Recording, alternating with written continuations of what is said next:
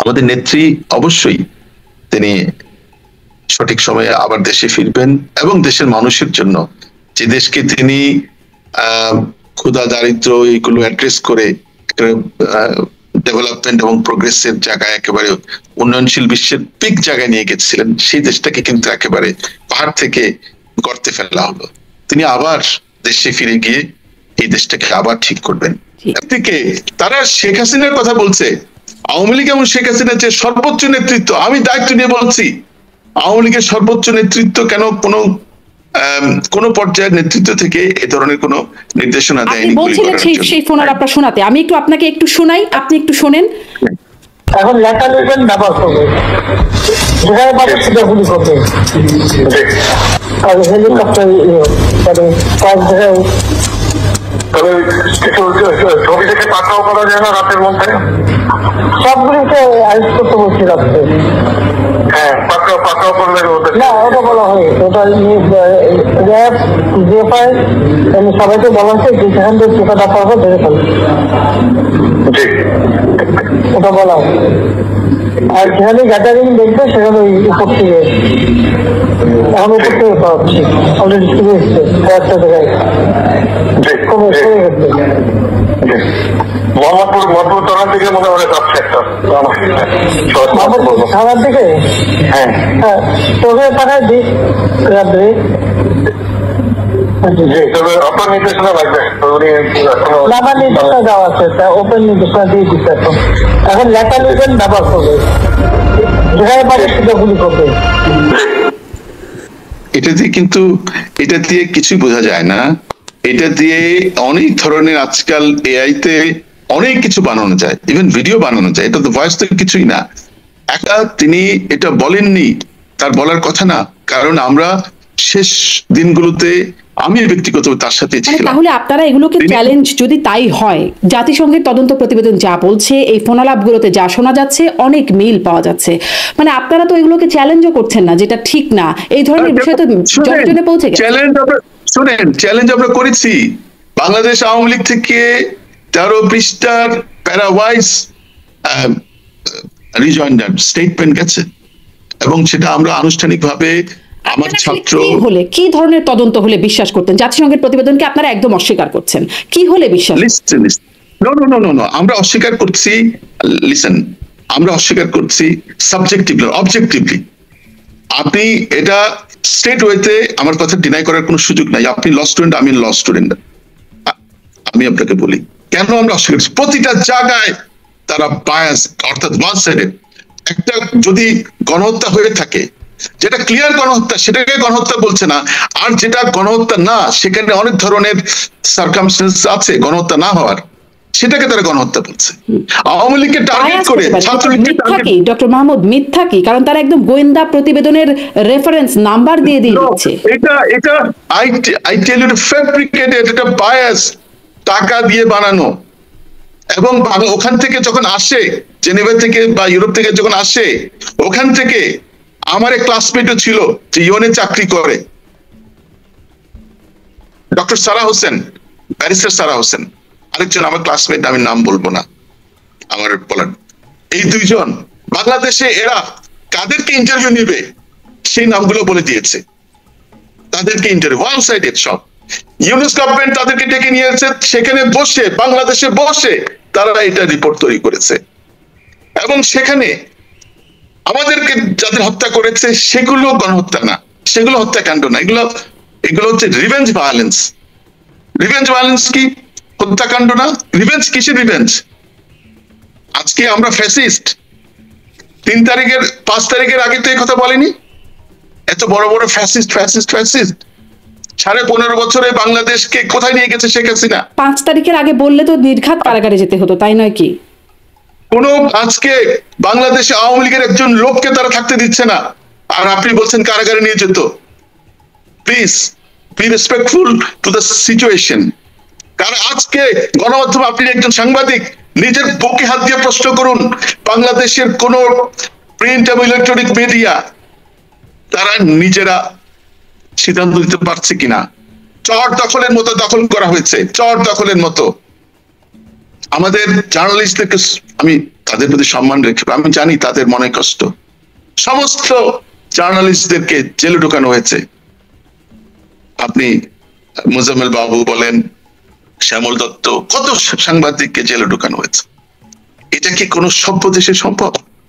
আমরা কি এভাবে গণহারে এক্সট্রিম কোন সিচুয়েশনে সাংবাদিকরা গ্রেফতার হতে পারে, কিন্তু এভাবে গণহারে লক্ষ লক্ষ মামলা, হাজার হাজার মামলা। এবং আপনি আইনের ছাত্র, আপনি জানেন রুল এগেইনস্ট ডাবল জিপার্টি, অর্থাৎ একই বিষয়ে একই ব্যক্তির বিরুদ্ধে একই বিষয়ে দুইবার তিনবার মামলা হয় না। শেখ হাসিনার বিরুদ্ধে শত শত মামলা, সেই মামলাগুলি আবার আইসিটিতে আপনার গণহত্যার মামলা। অর্থাৎ আপনি যখন বিভিন্ন জায়গা থেকে ফেক ফেক লোকের নাম দিয়ে মামলাগুলো করছে, আবার সেই মামলাগুলো আবার গণহত্যার মামলা হিসেবে দৃশ্যমান। গণহারে মামলা হচ্ছে, মানে ভিত্তিহীন মামলা হচ্ছে, এই বিষয়গুলো অস্বীকার করবার কোনো সুযোগ নেই। খোদ এই সরকারের মধ্য থেকেও সেটি স্বীকার করছে যে ভিত্তিহীন মামলা হচ্ছে, সেটির সমালোচনাও চলছে, দেশের মধ্যে অনেক সমালোচনা করছে। আমি আপনাকে যেটি প্রশ্ন করছিলাম, আসলে তদন্তটা কি হলে, কোথা থেকে হলে? কারণ আপনারা যে তদন্ত বা আপনাদের সরকার যে তদন্ত করছিল, তার উপরে মানুষ কি করে বিশ্বাস রাখবে যেখানে আপনারাই একটা পক্ষ, আপনাদের সরকার পক্ষ, পুলিশ বাহিনী পক্ষ, যারা তদন্ত করবে তারাই যখন পক্ষ। আমার কথা হচ্ছে তদন্ত বাংলাদেশই হবে। বাংলাদেশে সত্যিকার অর্থে বিচার বিভাগীয় তদন্ত। আমাদের অনেক বিচারক আছে নিরপেক্ষ, অনেক বিচারক আছে মেধাবী, দেশপ্রেমিক, সৎ, অনেক বিচারক আছে, তাদেরকে দিয়ে করেন। কিন্তু যেই আপনারা ক্ষমতা থেকে চলে গেলেন সব শেষ হয়ে গেল। 21শে আগস্ট থেকে শুরু করে 10টা কষ্ট মামলা, খালেদা জিয়ার মামলার রায়, ডক্টর ইউনূসের মামলার রায়, তারেক রহমানের মামলার রায়, পঞ্চদশ সংশোধনী সব শেষ হয়ে গেল। আবার আপনারা যদি কোনোভাবে আসেন আবার সব নিশ্চয়ই উল্টে যাবে ব্যাপারগুলো। না, যেটা না, আমরা এগুলো করিনি। হ্যাঁ, আপনি বলতে পারেন যে আমরা কি সব কাজ ভালো করেছি, কিছু ভুল তো ছিল, স্বাভাবিক, যে কোনো সিস্টেমে কিছু ভুল থাকবেই। কিন্তু আমরা গণহারে মানুষকে এরকম, শুধু আজকে আওয়ামী লীগের নেতা কর্মী সমর্থক নয়, যারা ভোটার, তাদের উপর আক্রমণ হচ্ছে। আপনি যাই আজকে সন্ধ্যার সময় দেখলাম আওয়ামী লীগের মিছিল থেকে এক ছাত্রীকে, এক নারীকে কিভাবে তাকে টর্চার করছে, ভিডিও আবার যারা টর্চার করছে তারা আবার সোশ্যাল মিডিয়ায় দিচ্ছে। এই বাংলাদেশে আমরা দেখতে চেয়েছিলাম। আর উপদেষ্টা, প্রধান উপদেষ্টা, তিনি অনর্গল মিথ্যা কথা বলছেন। বাংলাদেশে ল অ্যান্ড অর্ডার সিচুয়েশন আগের চেয়ে বেটার, কোন ধরনের ডেক্লারেশন হয়নি। মানুষ হাসে, এবং হাসারও সে সময় নেই, সে মানসিকতার কারণে মানুষের মধ্যে যে একটা চাপা ক্ষোভ, চাপা উত্তেজনা, এটা কিন্তু কতদিন আপনি চাপা দিয়ে রাখবেন। আর যেটা হচ্ছে যে এই রিপোর্টটা টোটালটাই হচ্ছে একটা বায়াস। বাংলাদেশ সেনাবাহিনী তাকে কিন্তু ইতিমধ্যে মিথ্যাবাদী প্রমাণ করেছে। তারা অফিসিয়ালি বলেছে যে না, এই ধরনের কোনো বিষয় ঘটেনি। অর্থাৎ এখানে আরেকটা বিষয় আসছে, অর্থাৎ ভবিষ্যতে এই ইউএন বা তাদের বডিগুলো আমাদের সেনাবাহিনীকে এই ধরনের ইলিগ্যাল এন্ড আনকনস্টিটিউশনাল ইন্টারভেনশনের কোনো সুযোগ আর থাকবে না। অর্থাৎ ইতিমধ্যে কিন্তু তারা সেই, আর প্রথম এখন যেটা তাকে প্রমাণ করতে হবে তিনি বাংলাদেশ সেনাবাহিনীকে এরকম নির্দেশনা দিয়েছেন। দিয়ে থাকলে এটা তার ইখতিয়ারের মধ্যে ছিল কিনা, সেটা তার টিওআর এবং তার আইনে তাকে এটাকে সাপোর্ট করে কিনা, সে অনেকগুলো বিষয় আছে। এখন আবার একটু সেনাবাহিনীর সাথে একটু ভূমিকায় ফিরি। আপনাদের সাথে কি সেনাবাহিনীর কোনো যোগাযোগ হচ্ছে? দেখুন, বাংলাদেশ সেনাবাহিনী একটা ইন্ডিপেন্ডেন্ট সরকারের রাষ্ট্রের একটা অংশ। আমাদের সাথে যোগাযোগ হবে কেন? আমরা রাজনৈতিক দল, রাজনৈতিক শৃঙ্খলার মধ্যে আমরা কাজ করি। সেনাবাহিনী কাজ করে। পুনর্বাসনের কথা বলছে। আমি আপনাকে একটা কথা বলি, এই যে একটা তথ্য সন্ত্রাসী পিনাকি যে পশ্চিমা বিশ্ব বসে বাংলাদেশে জঙ্গিবাদ প্রতিষ্ঠা করতে চায়, জেনারেল ওয়াকারকে নিয়ে যে কথাটা বলছেন, জেনারেল ওয়াকার সেই সেনাবাহিনীর প্রধান, যে সেনাবাহিনীর একটা সুশৃঙ্খল বাহিনী, সেখানে অতীতের মতো এরকম খুন খারাপি, কু কাউন্টার কু হয় না, এটা চেইন অফ কমান্ড ফলো করা হয়। অর্থাৎ একেবারে ওই যে জন অস্টিনের একটা কথা আছে, law is the command of sovereignty, সবকিছু কমান্ড থেকে আসে, চেইন অফ কমান্ডস ফলো করে। সেনাপ্রধান তার অবশ্যই আমি বিশ্বাস করি বাংলাদেশ সেনাবাহিনী তার বাহিনীর উপর তার সম্পূর্ণ নিয়ন্ত্রণ আছে, তার প্রতি তার বাহিনীর আনুগত্য আছে এবং দেশের প্রতি তার আনুগত্য আছে। সেনাপ্রধান এমন কোনো কাজ করবেন না যেটা বাংলাদেশের স্বাধীনতা এবং সার্বভৌমত্বের বিরুদ্ধে। সেনাপ্রধান বারবার বলছেন ডক্টর ইউনূসকে সহযোগিতা করবার কথা, একদম 5ই আগস্টের পর থেকে তিনি বলে আসছেন ডক্টর ইউনূসকে সহযোগিতা করবার কথা, তার সরকারকে সহযোগিতা করবার কথা। সেটা তিনি তার যে লাস্ট স্পিচটা আমি শুনেছি তিনি যথার্থই বলেছেন। কারণটা হচ্ছে অনেকে তার স্পিচ নিয়ে নানা রকম কটাক্ষ করছেন। আমি মনে করি তিনি স্বাধীন বাংলাদেশের সেনাপ্রধান হিসেবে যে টোনে কথা বলার দরকার তিনি সেটাই বলেছেন। সহযোগিতা করাটাই প্রয়োজন। সহযোগিতা তিনি তো বলেছেন সহযোগিতা করেছেন, সরকারকে তো সহযোগিতা করছেন, হ্যাঁ, কিন্তু তিনি নির্বাচনের কথা বলেছেন, ইনক্লুসিভ নির্বাচনের কথা বলেছেন, হ্যাঁ।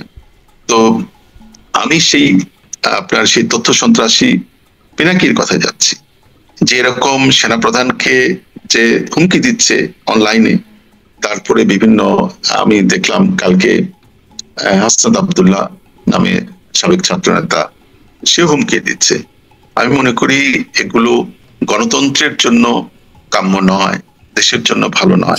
আপনি বলছেন সেনাবাহিনীর সাথে আপনাদের কোনো যোগাযোগ সেভাবে হচ্ছে না, তাহলে রিফাইন্ড আওয়ামী লীগের যে প্রস্তাবনাটা আসছে সেটা কি? রিফাইন্ড আওয়ামী লীগের যেটি শোনা যাচ্ছে সাবের হোসেন চৌধুরী, শিরিন শারমিন চৌধুরী, তাপস হয়তো তাদেরকে নিয়ে একটা চিন্তা ভাবনা, এটি আসলে এই ধরনের? আমি আপনাকে বলি এগুলো টোটালটাই হচ্ছে এদের বানানো, যে ছেলেগুলো আজকে বাংলাদেশে একটা ইস্যু সৃষ্টি করতে চায়, তারা আওয়ামী লীগকে বোকা বানাতে চায়। বাংলাদেশ আওয়ামী লীগের প্রধান জাতির পিতা বঙ্গবন্ধু কন্যা শেখ হাসিনা, সমস্ত আওয়ামী লীগ তার সাথে ঐক্যবদ্ধ। সেখানে এই নামগুলো কোত্থেকে পেল? এই নামগুলো তারা প্রচার করে আওয়ামী লীগের মধ্যে এক ধরনের ধূম্রজাল সৃষ্টি করার চেষ্টা করছে। যে কিন্তু সেনাবাহিনী তো এটার কোনো প্রতিক্রিয়া দিল না এখন পর্যন্ত। মানে সেনাবাহিনীর, আপনাকে একটা কথা বলি, সেনাবাহিনী এটা কি একটা পলিটিক্যাল ফোর্স যে প্রতিক্রিয়া দিবে? রাস্তাঘাটের লোক কতজন কত কিছু বলে, যেমন ভলকার তো যখন বললেন সেটার একটা প্রতিক্রিয়া দিল। ওইটা একটা আন্তর্জাতিক প্রতিষ্ঠান একটা কথা বলেছে, কিন্তু সেনাবাহিনীকে ভারতীয় গণমাধ্যমে যখন সেনাবাহিনীর মধ্যে কুয়ের খবর প্রচার করা হচ্ছে সেটার একটা প্রতিক্রিয়া দিচ্ছে।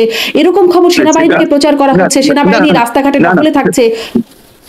না শুনেন, প্রতিটা ঘটনায় তো তার প্রতিক্রিয়া দেওয়ার সুযোগ কম, এটা বাস্তবিক করতে আপনি কি প্রতি মুহূর্তে অনেক, এটা তো একটা গুরুত্ব, একটা প্রপার ইম্পর্টেন্সেরও দরকার আছে। এটা কোনটাকে আপনি কগনিজেন্সে নিবেন, কোনটা আমলে নিবেন, কোনটা নিবেন না, সেনাবাহিনীর কাছে